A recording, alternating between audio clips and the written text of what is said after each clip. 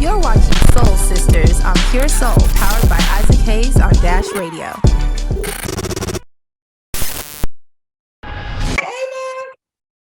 Hey, how are you? Medina in the building. Thank you so much. How are you? So, child, we have been listening to all this broken down, and so you are the fixer, so to speak. So, my question to you is: after this entire debacle, how do these two men move forward in repairing their public persona as pertains to PR? I mean, what would you suggest? What do you think needs to happen from this point? I think what I would have done immediately, I would have called a major outlet. And first of all, after they made amends or at least agreed to make amends, I would have called a major outlet and tried to conduct an interview.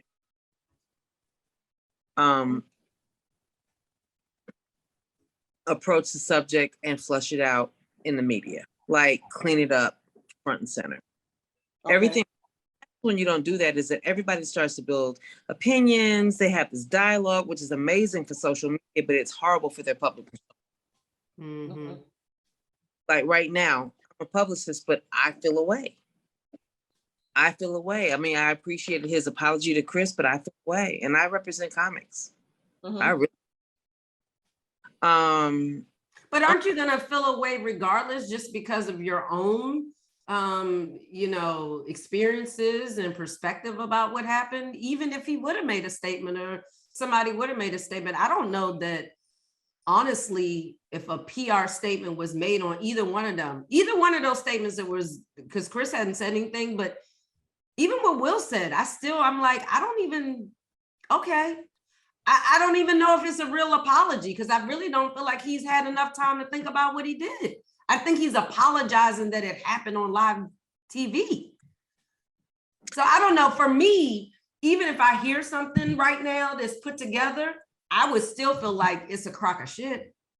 I would be like, I would, because I saw what I saw with my eyes and I heard what I heard with my ears. So you can't sit up here and tell me that you didn't feel some type of way. You felt that way. So be real about it. Like, I just like real statements. I don't like bullshit. I agree. Here's what I'll say. I'm mad at Will. I am, because I held him here. Mm-hmm. He's battling. We both, sister. Like Jesus, Martin Luther King, Barack Obama, Will Smith. In that order. In that order. But I think that as a consummate professional, right, he has to step back. Even if he's still angry with Chris, even if he doesn't like what Chris did, and say, that moment in time when I had the choice to provide grace and dignity to the race, I didn't do it. Mm-hmm. And I'm part of the body of people that have been fighting for this access, fighting for this visibility. And it rolled on my back in that very moment, and I gave it away. Mm-hmm. That, I think the apology was genuine. Mm-hmm. Because now he's not apologizing to Chris, oh my God, I shouldn't have done it. He's not apologizing because of the academy. He's apologizing because he represents a mass population of people that have been fighting for that kind of respect and access. And the moment he had it, he wins Best Actor, which is one of the highest win, period, in his profession. He drops the ball. He had to stop. He couldn't say nothing. And for me, if I was it would have been in front of the camera. So people can ask whatever they wanted to ask him. He could have put it to sleep, put it to rest right away. Because right now, all we have is your platform and everybody else's platform to flush this out to see how we feel about it. Because he's Will Smith, this bigger than God, bigger than life human being, but he's also like a brother to us. We were raised with him. Mm-hmm. He feels, we hurt when he hurts, we laugh when he's funny, and now he's made a mistake and we don't know how we feel about it. I think he should have gone in front of the camera and approached. That's just me. I think you're right, and I feel like he should be accountable for what he did. Of course. Because what he did to Chris was not right. Smacking him was not right. Do you feel like smacking people all the time? Hell yeah. And It may have been better suited had it been backstage. I don't know. I still think people would have felt some type of way because it was Will Smith. And that brings me to another point. I feel like we put people on too high of a pedestal, myself included, because when something like this happens, we're so disappointed. Why? Because he acted like a human being. Because he did something that a lot of people probably been wanting to do to Chris Rock for a minute. And so, yeah, it was not what we would expect for him because of his position, but he's entitled to screw up. I mean, the fall glory. Yeah, but I think that's the scary part about it, which is kind of, Ava, when the reason why he's on the pedestal he's on is because I've said it repeatedly tonight, which somebody should even just think about that. Like, how do you, it's almost like Barack Obama. Like when Evelyn Braxton's like, it's God and then Barack Obama. He don't never cheat on nobody. It's almost like if Barack Obama did something, we would all be like, oh. Right. If you found out that he had a secret love affair all this time, what you gonna be like? He was the worst president ever? Oh my God. If you found out. I would be like. If you found out. Yeah. Everybody's job is to keep their deficiencies, their shortcomings out of the fray, out of our viewpoint, right? Their job is, he knows the cameras are rolling. He understands the culture of the Oscars. Whomever is at the helm of that microphone, if they're comedians, they're asked to banter. They don't have anything, they don't have a prompter saying, what joke should I kick out? They poke fun at what they see, and anybody can get it.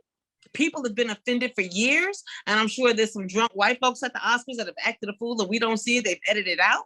Yeah. But impromptu, no one could have gauged, nobody could have guessed, right? So, I mean. But I think for a person to lose control like that, that literally has handled his career with perfection is scary, because that's a different, like a deeper level that is not just about, oh, I'm worried about it's the Oscars. He couldn't care less that it was the freaking Oscars at that point and that it was live TV. But that's what makes it scary, though. That's what makes it scary. Well, it makes it scary because it hadn't been addressed, and for his own reasons. Like it's his issue. Ultimately, right? The fact that he didn't address it back in 2016, the fact that he felt the need to be bigger than everything, to go high and not go low. I mean, whatever, because that's basically what we feel about him. And at that moment, he was like, I ain't going high. I can't do it no more. Yeah. I'm not a black feels, or a woman of color that feels that my husband needs to beat somebody up to defend me. I'm not that person. I didn't find it appealing. I didn't find it attractive. And had I been his wife, I would have said, babe, don't do this. We'll deal with this later. Because that's right. You're nominated for Best Actor. Let's keep it in, right? Yeah. Because guess what? My head is bald, but I'm more than anybody in this room, because she was. This is she was killing that shit. She was wonderful. Do you hear me? Yeah, she was. Problem is that she didn't believe it. Yeah. She didn't believe it. So she was offended. And it's so sad, because I understand that process. Do you know that's why, though? Could she have been offended because perhaps Chris had been told to stop saying these damn jokes, and he did it again? Could she have been offended because of that? Because she had just said, unless we think Jada is a liar, she had just said she could give a flip about what anybody think about her bald head. But did he? To me, her reaction wasn't like, I'm ashamed. To me, her reaction was like, damn, dude, you got to go there again. Yeah, because she rolled her eyes. To me, it just wasn't, even like she was asking Will to save her. It was like he felt it, and Rodney said something. It's almost like he felt it upon himself to do it. Well, not Rodney. Yeah, he felt it upon himself to do it because of how he'd been feeling all his life about getting bullied and not standing up for his mom. I'm not saying that's what it is because I don't know. I'm just speculating, right? But Jada's reaction to me wasn't, damn. It wasn't that. It was, damn, dude. Like, really? You gonna go there again? You don't have no other jokes? To me, that's how I felt from it. And Will took it to a different level. If he hadn't have laughed first, I would agree with you. I think the moment that he felt that she was hurt by what was said, he felt the need to defend and protect her. And it's so funny because Nicki Minaj said something, and because this didn't resonate with me until Nicki Minaj said, at that moment, he wasn't Will Smith, the movie star. He was a husband protecting his wife. Of course. But now, he's never Will Smith, the movie star, when it comes to his family. And that's what I think people forget. Right. The thought of defending her is one thing. Putting your hands on somebody. Oh, that was wrong. Is something. Well, I wouldn't say that putting your hands on him was wrong. Maybe he would have got some hands or something. Her little self. I'm sorry. And I do not condone violence, but I'm telling you, sometimes people push you to the point and they just keep on. They don't want to say it, but poking the bear. So this is the thing, Ava. I think that based upon the research that I've done, okay, it's kind of been going on. And like I said, I feel like there's something that none of us know about the three of them. I don't know what it is. I feel, and Chris used to date Jada. Yes, I knew that. But what I'm saying is that when you're looking at comedians, I'm not understanding why, as brilliant of a comedian as Chris Rock is. And I even thought years ago, like, why is Jada and Will the butt of his jokes? Why is Jada the butt of his jokes? And it became weird to me. And then when Will Smith on social media wished his ex-wife a happy birthday, Chris decides to get in the comments and say something shady. And then that's when I was like, oh, something going on that we don't, and this was before this happened. I was like, something's going on that we don't know about. So I truly believe, and so when you think about Jada's face, it kind of felt like Yama said, like, oh my God, here we go again. Like it's a lot. And so I feel like, I don't know what was going on there. But I definitely agree with you, Ava, like, you cannot put your hands on people and you cannot lose control. And that's unfortunate because he's a human being and human beings lose control. But he's not ever going to be allotted that because of the career that he has created for himself. And I think that when you do that to people, they implode. That's problematic. And so, okay, so. And I also feel like we put him there to where, I mean, just think about the fact that he got on TV, he was on national television and he didn't care. It just seemed like, right? He didn't care. But also nobody did shit either. Nobody. No security came from nowhere. Nobody helped. Nobody asked Chris, was he all right? Nothing. Oh, the free comment. When Will Packer, shout out to Will Packer, who did an amazing job. When Will Packer to interrupt the broadcast, right? It was just for like crisis management. Right. Mm-hmm. Some kind of management of not approaching the stage. So that way, because at this point, emotions are high. The only thing you could do is keep people separate and mitigate. Mm-hmm. So, because why? Well, Quest that had to happen. So we don't know from a production standpoint what that management looked like. Mm-hmm. And I feel like because Will was still in the audience, it gave way to Denzel and to Tyler Perry coming to his aid to say, hey, calm down, what's going on? Let's figure this out. Now, for me, as it pertains to comedy, what I want everybody to know is the merit of a comic. The value of a comic is in his fearlessness. If a comedian is afraid to broach a topic at all, it limits his ability to actually create perspective. Oh, I can't say that. Of course, children are off limits. Certain things are off limits. But if a person, I don't feel like they are. I feel like you you talk about somebody's wife and family. The most fearless comedians are the icons. Mhm. The that are timid in their approach to comedy have limited careers. Now, the thing of it is what you might be seeing is different brands of comedy, where somebody say, you know, in their mind, yeah, I'm not going that way, but I'll go that way. Yeah. And Chris might go, but Dave might go that way. And everybody might not go the same way, but it defines the brand of their humor. Mhm. When you put microphone, you're gonna get politics, you're gonna get a random, yeah, you're crazy, blah, blah, blah, blah, blah.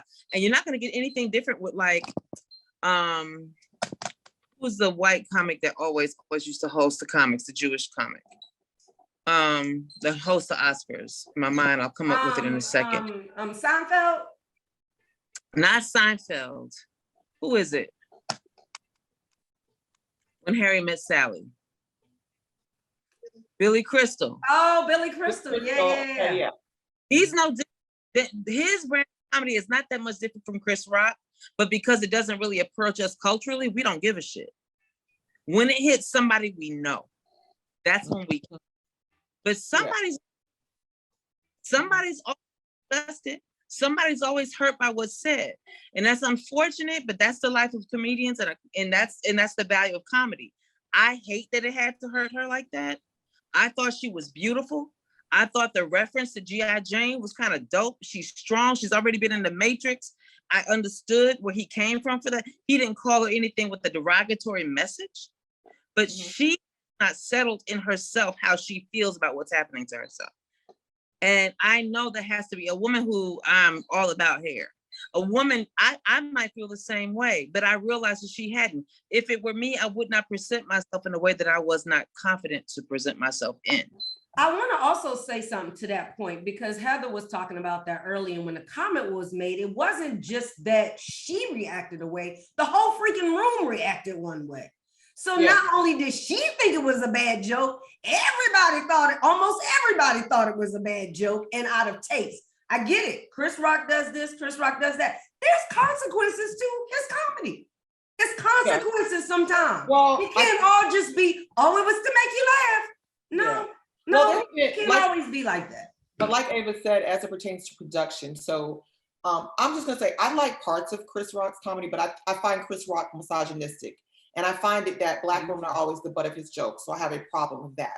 But I will also say, and these were Black women, this was years ago, pretty sure, I don't know the year, but he made a joke about Oprah and Gayle being lesbian lovers. And they actually edited that out because they said Gayle was like, she was not a happy camper. So I do agree with you, Ava, that things are always said and people are always offended. We just don't get to see it, you know, act out like a freaking soap opera in the midst of the Oscars. So WWE. yeah, exactly. Like we don't get to see that. But there was a story where they had to edit that out because Gayle was like, she did not like it at all. And so I do understand that people have different brands of comedy. I'm just not particularly, like, I'm the type of person who feels like the jokes that he says, there's something behind that. And I'm a Black woman. So even as it pertains to Ava and her, you know, maybe, like you said, maybe trying to put a bold face on as I'm bald, I have alopecia, and she really wasn't ready to do that in her skin. Maybe that could have been it. But I also have a problem with, and I think culturally, which is why you see a lot of Black women, and I said this a little earlier, having an issue because of just how Black women's hair has been stigmatized and it's been an issue over and over and over again. And he made a movie about good hair and the trials that Black women have. And so this is why Black women are like, now wait a minute, did you know better? You know what I mean? So that's why the questions have come up. My question to you is, because you represent comics, and I get everyone has a different brand of comedy, but I do feel like even comics, the press, media, because my mother had said this to me back in, their heyday, that certain lines just were not going to be crossed. It's just it's not what they did. We have clearly surpassed that for sure. Do you think that there are certain areas that comics should not broach under any circumstances? And do you think that, like, can they still be funny without obliterating somebody's health condition or their size of them or all those types of things? Yes, I do. And it's so funny that you say this because I was talking about this earlier. But there's something that happened years ago, and I'm so glad that I'm able to share this. Back in the day when Left Eye burned down Andre Rison's house. Yeah. Mhm. You know, I represent Earthquake. I've been with Quake for almost 30 years now. Yeah. I was a waitress at the club. This is documented truth. Quake was on tour in Germany. He called the club and he knew that a certain comedian, I will not call him out, was gonna headline. He left explicit instructions that Dre had told him he'd be at the club that night. We had reserved VIP for Andre Rison. Mhm. Do not do any Left Eye joke. It is too soon. He is sensitive. It is still fresh. Please do not do any Left Eye jokes. He left those instructions for every comic that went up that night. And the headliner did the joke. And Andre Rison tore that club up. I'm talking about people were thrown over into the center of the stage. Chairs were thrown. The police was called. People drew down guns. It was a destruction. And Quake not do this joke, no matter what. I don't care what y'all, please don't. Because he called me to come in and I made sure he was comfortable and I want to make sure he could be comfortable. And they did. It is to the discretion of the comic. It's unfortunate because it's not just a need to be funny to the public. It's also a competitive run against other comedians. How can you bang? How can you close a show? Can you get a standing O? Will you rip? And this comic had no care for the feelings of this man who had to not just lose his home. Who cares about a home, right? He and the love of his life were broken up, incarcerated, I think, for a minute. It was a whole, and I think that there's a point in time where maybe time is the dictator of when a comic should, deliver a certain bit, right? Maybe time before the country heals or the people who are involved heal from a thing before you make fun of a thing. And I think there's a gauge, but I don't think that comics have to approach comedy with ginger, because then that alters the funny, that alters the genius. So there's I don't know, I can't call it. I don't go on stage and do a hot 30 minutes, but I do that do. And I think that Quake, he tends to be very careful. He finds to reconcile what he feels so that people, but I know it can be done because of comics like Quake and like Rodney Perry and things like that. So I knew it could be done. It's just that I guess it's up to the discretion of the comic. But it's interesting. Rodney said none of that's off limits. Remember, I asked him the same thing, and he said none. But no, he did say that he doesn't do certain things, though. He specifically said that. And when you watch him, I've watched him, he doesn't. There's certain things he just doesn't do. And so right, no, I know him, but I'm just saying as a comedian, he's still in general, nothing is off limits, Well, but I don't think that, I agree with Ava's point when it comes to timing is everything. Like timing is everything for a lot of things, actually, when you think about it. Read the room. Yeah, so I think that, I think you should read the room because in that moment, people were like, ooh. I mean, I don't like the fact that people said that the joke was written. And then you find out that it wasn't. That's deep. To me, that even gives me even more reason to be on Will Smith's side. I mean, but I feel like, you know what? I think it's what we've always said, Yama, all of us on here, we know celebrities who worked in the industry in one shape, form, or fashion for years. And we know a lot of things that we don't say. But as it pertains to that relationship, I just get a feeling that something's more going on than we just simply don't know about. And hopefully they will reconcile, because I just think it was a horrible night for entertainment. I think it was a horrible night for comedy. I think it was a horrible night for Black people. I know we'll get past it. I hate to see a person, like I said, who's had a stellar career like Will Smith ruin it for just that moment. So clearly, go lay on somebody's couch and talk to somebody because mental health is important. You know I what I mean? But our producer says we have to stop. But Ava, that was a, great. I love your viewpoint, and I think it was very helpful because you represent comics and you represent the production side of it and knowing and the PR side of it and what could be done and what should have been done and what could be done in the future to make certain things better. So we really appreciate you coming on tonight. I had a great time. Thanks, guys. Thank you. Thank you. And you look so beautiful. I love your hair. Bye. Thank you. You're watching Soul Sisters on Pure Soul, powered by Isaac Hayes on Dash Radio.